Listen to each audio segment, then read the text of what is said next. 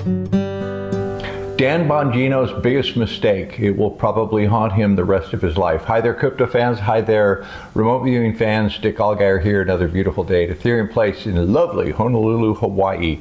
Dan Bongino. I always enjoyed his podcast. Dan Bongino was a New York cop, a Secret Service agent, and then he had a very successful podcast, a right-wing podcaster. And Dan Bongino was known for being very idealistic, unyielding, uncompromising. Dan Bongino always vowed to do the right thing, and he took a job with the Trump administration as the assistant director of the FBI, a mistake which he now regrets, and I'm going to talk about that. There was a certain case that Dan Bongino always promised he would do the right thing. He would never yield. He would always give us all the information.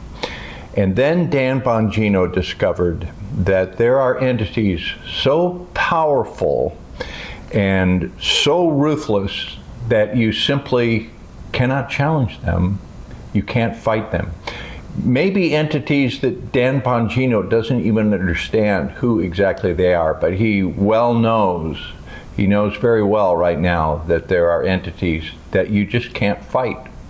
And so he is in a situation where he vowed to do the right thing. He vowed to be uncompromising. He vowed to be unyielding, yet he has to yield. So I'm sure he's soured on his position. We'll see Dan Bongino go back to podcasting, and he'll be a popular and successful podcaster again. But there will always be this asterisk by his name, and those who really care will always know that Dan Bongino tried to go up against a force against which he was powerless.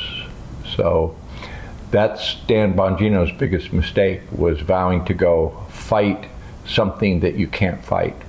And he's learned that, and we're learning it along with him. So watch what happens. But Dan will be back podcasting.